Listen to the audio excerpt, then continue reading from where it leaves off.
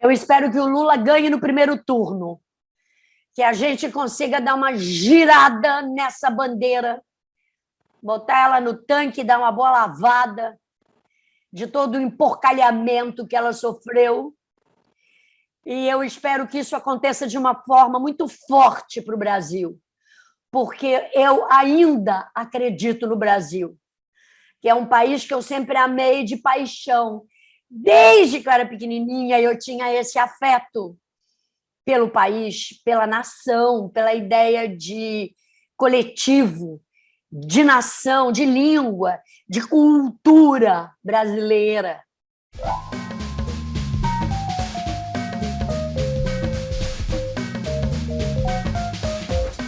Olá a todas e a todos, está começando agora mais um Brasil de Fato Entrevista e hoje a conversa é com a atriz Lucélia Santos. Tudo bom, Lucélia? Como vai?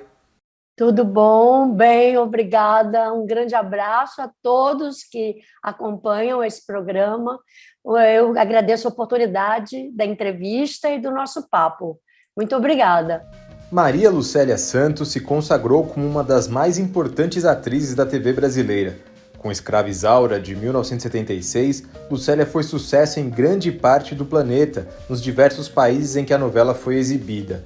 Engajada nas lutas políticas, Lucélia deve se candidatar a deputada federal pelo PT no Rio de Janeiro, nas eleições deste ano. Eu queria começar esse nosso papo falando sobre a tua carreira.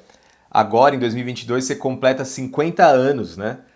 De uma carreira marcada por sucessos na TV, no cinema, muitos prêmios. Você tem um momento que é o mais marcante dessa trajetória? Não tem um momento assim. Eu fui meio que me embolando com a minha própria carreira ao longo da minha vida, porque eu trabalhei sempre muito. E não só em termos quantitativos, mas em termos de intensidade. Eu sempre fui muito passional e visceral, entregue aos trabalhos que eu fiz ao longo da minha carreira, tanto no cinema, quanto no teatro, quanto na própria televisão. Eu sempre fui uma atriz entregue ao trabalho, ao projeto, ao personagem, à produção. Então, isso é uma característica minha como atriz e como artista, como mulher. Eu não sou uma pessoa morna, eu sou uma pessoa inteira nas coisas que eu faço. Então, isso demanda uma enorme energia. Então, assim, se você me pergunta se eu tive um ponto, um clímax ao longo da minha carreira, eu não tenho um ponto. Eu me lembro assim de momentos muito importantes, onde eu estava com a minha energia muito em alta e, ao mesmo tempo, é um tanto cansativo ser uma pessoa como eu sou, porque as coisas nunca são assim, num ritmo desacelerado. Eu estou sempre com o pé no acelerador a 1.000 por hora, mas a minha carreira foi bastante interessante também por esse aspecto da energia, eu acho.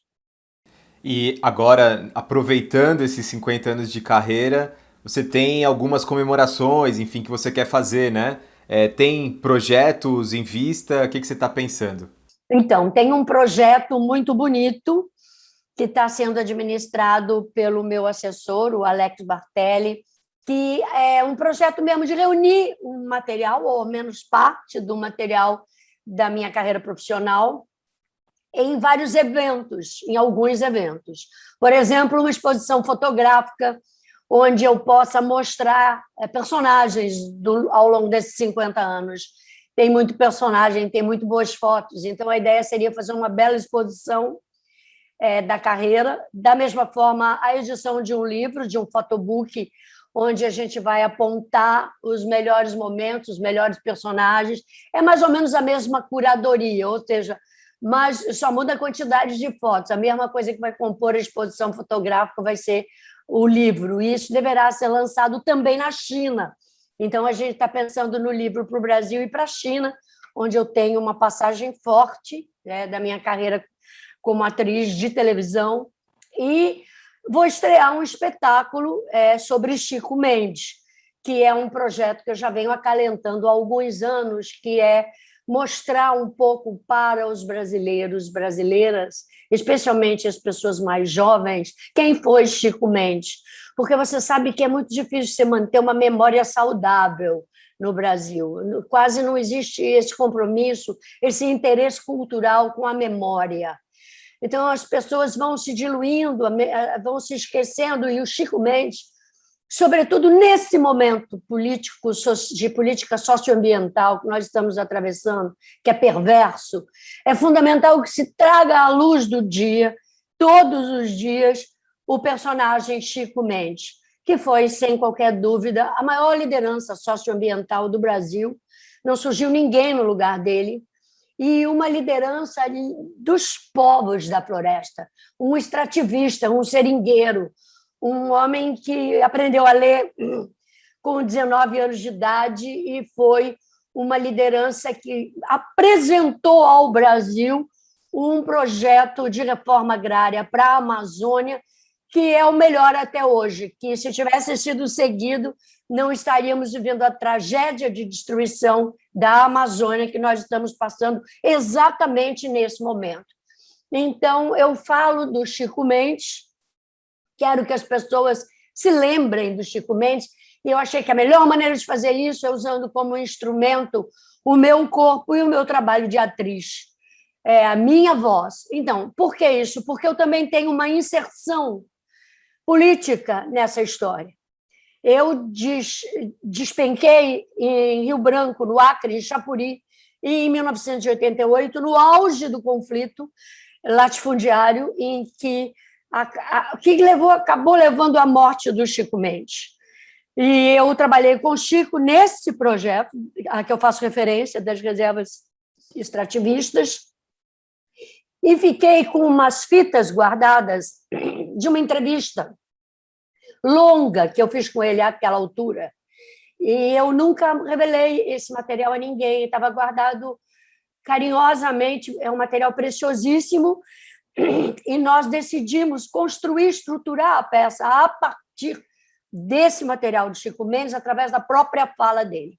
Então, é uma peça construída a partir da fala de Chico Mendes, que estará ao vivo no teatro, no telão, contextualizado por um documentário narrativo do que ele está nos contando. É bem interessante a proposta, e eu espero que um grande número de pessoas possa ver e ouvir isso, porque é importante culturalmente, é importante politicamente para o Brasil que a gente volte a falar de personagens icônicos como Chico Mendes. Com certeza, é importantíssimo. E parece um material, a gente quando tem esse material guardado, né, ele vai envelhecendo e ganhando corpo, e acho que nesse momento, como você disse, talvez seja primordial que a gente traga a memória de Chico Mendes e a luta de Chico Mendes para o campo das artes. Eu ia te fazer essa pergunta mais tarde, mas eu vou trazê-la para agora porque acho que para esse momento serve bastante. Você acha que a dramaturgia ela deve estar sempre a serviço das questões sociais e políticas? Ou ela pode se descolar em algum momento, enfim? Sim, eu vou te responder essa pergunta, sim. Muito boa pergunta, mas eu quero antes fazer um comentário sobre a sua citação, que é o seguinte, esse material me trouxe uma nova luz. Quando você usa a palavra envelhecendo, o que me surpreendeu é que não há nada de velho em toda a proposta de Chico Mendes. Não há nada mais moderno e atual do que o que ele disse, escreveu, pensou, refletiu e fez há 34 anos atrás sobre floresta amazônica e sobre reforma agrária. Isso é muito importante de ser acentuado, porque não há assim, não cai do céu todo dia tantos pensadores brilhantes e articuladores geniais como foi o Chico Mendes, que até hoje. Eu acho que estamos aí à espera de uma nova liderança com tamanho poder e influência. Isso colocado, eu vou te responder agora a pergunta sobre dramaturgia. E ontem ainda eu escrevi um tweet no Twitter sobre isso, uma pequena frase. Eu acho que a dramaturgia tem que ser livre deve ser livre, absolutamente livre, de qualquer de qualquer amarração ideológica, seja no campo da esquerda, da direita, ou de gênero, ou de... porque senão vira uma espécie de censura. Eu tenho um pouco de preocupação com relação a isso, com relação ao que hoje é tão importante e tão enfatizado, que é o politicamente correto. Isso não pode virar um aprisionamento da criatividade. Ontem, o que me chamou a atenção para isso foi o Chico Buarque dizer que vai parar de executar ou de cantar uma canção que ele escreveu para Nara Leão há anos atrás, que eu particularmente adoro, que era da Bossa Nova, Com Açúcar, com Afeto. É das canções mais lindas que o Chico escreveu e criou. Melodicamente, ela é perfeita. Então, arte é arte. Porque se você for por esse princípio, as feministas reclamam que o personagem citado na canção é uma oprimida, você acaba com qualquer possibilidade de dramaturgia. Você acaba com o princípio da tragédia. Você não pode mais descrever conflitos. Se não há um opressor e um oprimido, não há conflito, não há um nó trágico, não há dramaturgia, portanto. A dramaturgia, a arte, tem que ser livres. Você tem que criar, porque é exatamente isso que é arte, você exibir as várias facetas de uma discussão, de uma ideia. O conceito de vai para lá ou vem para cá fica a cargo do diretor, do autor e do próprio espectador. Você não pode amarrar tudo, senão vai virar uma estupidez, uma coisa de zumbis.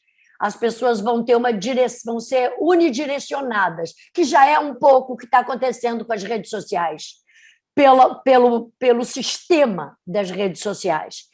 Então, eu acho que eu te respondi, ou não? Sim, não, claro. E levantou, acho que talvez um espaço para um outro debate, que é esse mesmo sobre as redes sociais. Acho que existe aí uma questão, não sei se você me acompanha nisso. A rede social, ela possibilitou que várias vozes que nunca seriam ouvidas, né, pelos meios tradicionais, pela imprensa ou por que quer que seja, que essas pessoas fossem ouvidas agora. E aí a gente tem, no meio disso tudo, um conflito sobre limites disso, ou se não há limites, enfim. Como é que você vê isso? Porque acho que é muito do que você falou, né? A dramaturgia está muito ligada ao conflito, né? Ao opressor e oprimido, e aí há uma quantidade muito grande de oprimidos que agora estão colocando para fora sua voz, né? Nossa, você colocou numa mesma pergunta centenas de questões. Desculpa se eu compliquei. Não, e importantes, não, mas eu acho muito importante. Nós temos que escolher aí o caminho da resposta. Na verdade, são várias respostas. Eu acho que não se pode misturar a questão social, a questão de empatia e de direito à fala, direito à liberdade de expressão, que é sagrado, e que deveria ser instrumentalizado por todos. O direito à expressão tem que ser democrático ao extremo. Todas as pessoas e todas as causas têm que ser democratizadas, têm que se expressar da maneira mais ampla possível. Esse é o meu pensamento. Dentro disso, há várias observações a serem feitas. Por que uma parcela da sociedade não tinha tanta voz quanto tem agora por conta das redes sociais? Porque o Brasil é muito conservador. A imprensa brasileira sempre pertenceu e continua pertencendo aos conservadores. A mentalidade predominante da imprensa brasileira é de um conservadorismo inquestionável. Por isso é que dentro da imprensa normal, em aspas, comum, a imprensa majoritária, a imprensa aberta, a imprensa os meios de comunicação abertos que atingem as massas, a população brasileira, são conservadoras ao extremo. Isso só vai ser mudado quando a base da sociedade mudar. Aí eu vou te falar alguma coisa sobre o Gandhi, que dizia, e eu repito sempre, ele dizia que quando você pega uma pessoa que foi eleita democraticamente, o cabeça pode ser um monstro, como o monstro que nós temos hoje. Se você fizer um corte longitudinal, um corte vertical, você deverá encontrar na base da sociedade ele representa, ele é a cara da sociedade que o elegeu. Então, o que nós temos que pensar com isso é que o Brasil hoje é a cara desse monstro nojento. Não foi à toa que ele chegou ao poder, à cabeça do corpo do monstro. Há uma razão social de base estrutural da pirâmide que gerou condições, amadureceu condições para que isso ocorresse. Aí a gente pode ter várias lives, nós dois, analisando uma por uma todos os aspectos, sobretudo o que nos diz respeito, que é o nosso tema, que está sendo debatido e discutido aqui agora, que é o de comunicação social. Como é que esse cara fez a comunicação dele e como isso pôde acontecer? E voltando ao pensamento de que a imprensa conservadora o apoiou.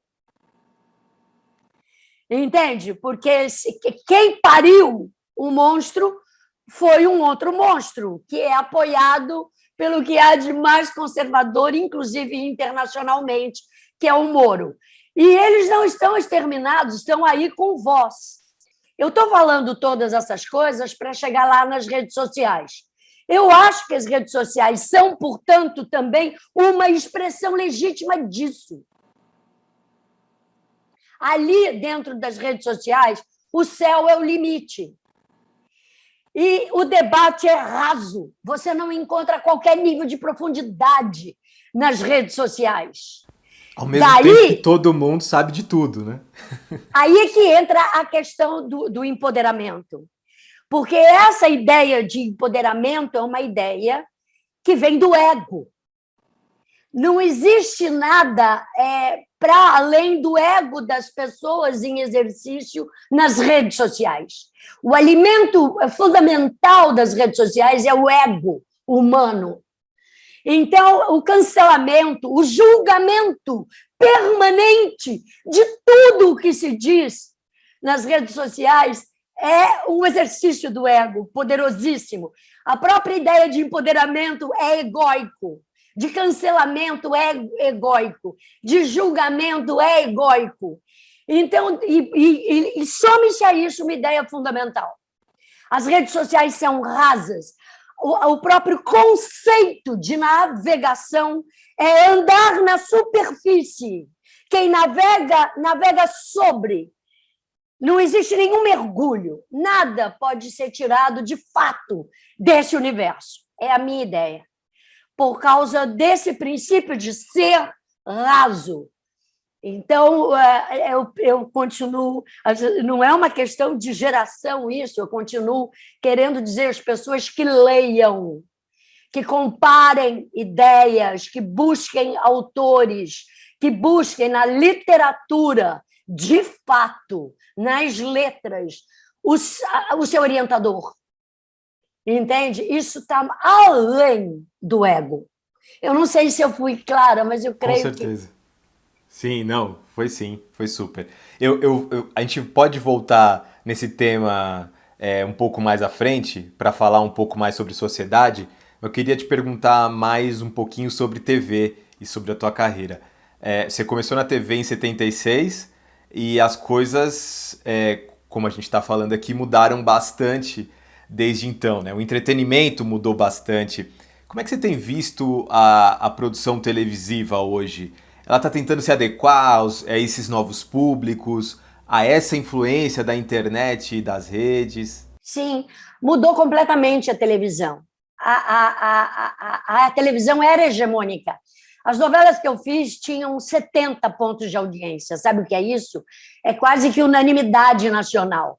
Eu não fiz nenhuma novela na Globo com menos de 60 pontos de audiência no dia a dia, a média do dia a dia, e os capítulos de pico davam 70 pontos de audiência. Então, eu sou dessa geração que pegou uma televisão muito poderosa, que seria o semelhante a dizer hoje de pessoas que têm milhões de seguidores nas redes sociais, como Felipe Neto ou Anitta, ou pessoas que têm milhões de seguidores. Se você pega a população do Brasil e faz uma conta do que significaria para a população do Brasil as novelas que eu fiz em termos de audiência, eu tinha milhões de seguidores e de espectadores. Por isso que a minha carreira na televisão ficou tão forte, tão consolidada, porque hoje você pega personagens do dia a dia da dramaturgia que está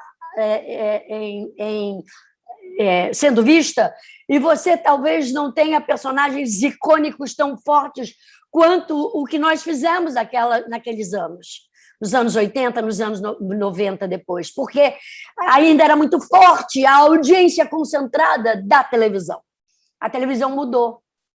Hoje, essa audiência está dissolvida, está fragmentada em milhões de canais e de formas de comunicação, e tudo está convergindo para os telefones espertos, os smartphones. Ou seja, é um outro mundo, é uma outra tecnologia, é um outro momento, o que não significa que é bom ou ruim, que melhorou ou piorou. Significa que são sistemas de controle que mudaram. Um dos teus maiores sucessos, e também foi a estreia na TV, né, foi a novela Escravizaura. Te levou para o mundo, parou guerra, eu estava lendo sobre isso, parou guerras, né? Mobilizou lideranças populares pelo mundo todo. Um debate que se faz hoje, vou problematizar um pouquinho, sobre uma certa romantização até do papel dos brancos na abolição da escravatura. Se feita hoje, seria possível que essa novela ela tivesse tanta projeção quanto teve naquela época? Absolutamente, sim. Aliás, talvez até mais, porque esse é um tema do debate atual. A Escravizaura ela tem elementos na sua construção dramatúrgica que mexe com todos os nervos dos brancos, dos pretos e de mulatos, dos crioulos, dos pardos, de todas as etnias. Eu estou lendo um livro que eu recomendo a todos que leiam, porque é dos livros mais importantes que eu li na minha vida. Ainda faltam 300 páginas para acabar. É um livro de 1000 páginas. É um livro chamado Um Defeito de Cor, de uma socióloga mineira que conta a insurreição dos pretos no século XIX na Bahia. E conta a própria história dela, como ela chegou ao Brasil no navio negreiro. Aliás, eu acho que esse livro tinha que ser filmado, que é daquelas obras-primas, como eu sempre fico querendo assistir no cinema um dia, 100 Anos de Solidão, que nunca filmaram. Eu queria assistir no cinema um dia Um Defeito de Cor. Eu queria assistir no cinema um dia o livro do Saramago sobre a construção do convento. Como é o nome desse livro que tem os personagens mais incríveis que eu vi na minha vida? Blimunda, 7 Dias, Baltazar, 7 Sóis, chama sobre a construção do convento. Daqui a pouco eu lembro o nome do livro, do Saramago. Não lembro também. Memorial do Convento. Memorial do Convento. Então, esse é outro livro que eu queria ver no cinema.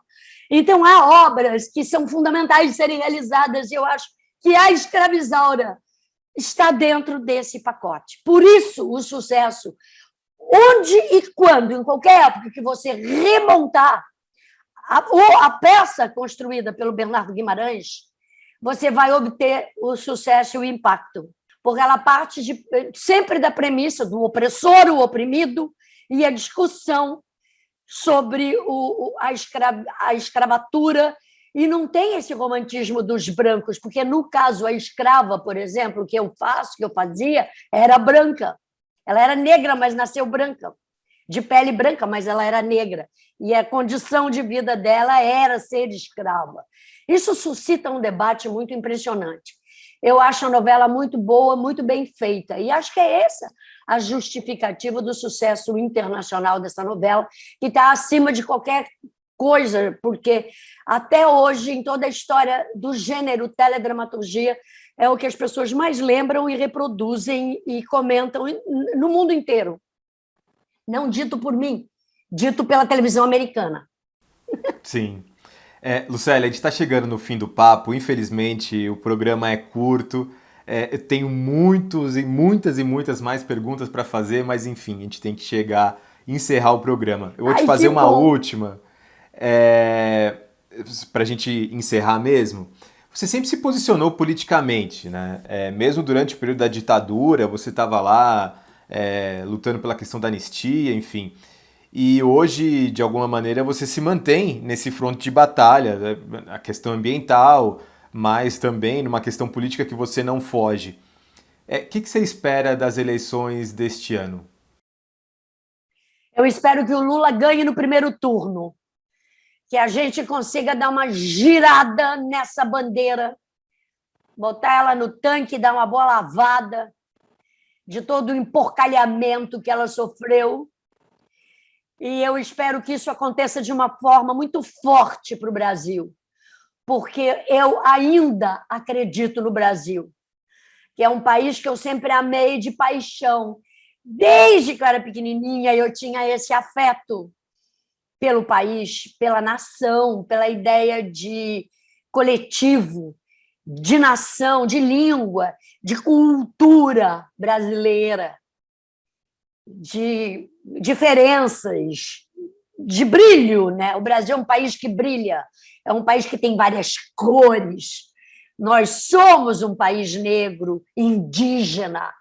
Nós somos um país com ritmo, com música, com gingado, com pimenta, com comida boa, um povo que é brilhante. O Brasil não pode ser sufocado. As pessoas não mereciam estar passando fome de novo. Eu falo disso, eu fico mesmo emocionada. As pessoas não mereciam estar passando por perrengue de ficar correndo atrás de osso e de pele de galinha para pôr no meio de uma sopa para dar para a família. As pessoas... Nós já tínhamos superado essa porra dessa fase com o Lula, com os governos do Lula e do PT. Então, assim, o que eu espero é que a gente retome a direção, o rumo da nação e que, dessa vez, seja dado de uma forma radical todo o espaço aos povos indígenas, que sejam entregues e legalizadas todas as terras que pertencem aos povos indígenas e ao povo do campo, aos trabalhadores rurais, que haja, de fato e definitivamente, uma reforma agrária.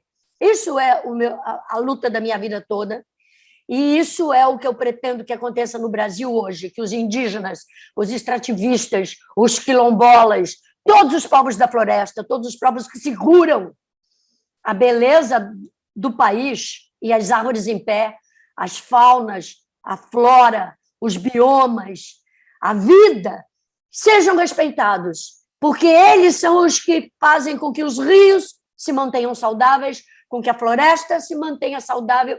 Nós precisamos respeitar, aprender a ouvir e a respeitar os povos da floresta. Então, esse é o meu discurso, sempre foi o meu discurso, desde há muitos anos, e eu vou com isso até a minha morte. E eu espero que o Lula ganhe logo essa eleição, eu não quero nem segundo turno, e que a gente possa trabalhar e dar essa direção a quem merece, a quem precisa desse espaço urgentemente, e que volte a ter fartura na mesa dos trabalhadores e do povo brasileiro. É isso que eu quero. Então, é isso que eu quero. Vamos em frente. Obrigado demais, viu, Lucélia, por esse papo. Nem falamos das mulheres, hein? É verdade. Não deu tempo. Que o Lula tem um ministério metade mulheres. Pronto. Como no Chile, que uma grande parte é de mulheres. Um exemplo. Obrigado, viu, Lucélia? Obrigada, um abraço. Obrigada. E a você que acompanhou o programa até aqui, muito obrigado. Semana que vem voltamos no mesmo horário e local. Tchau, tchau.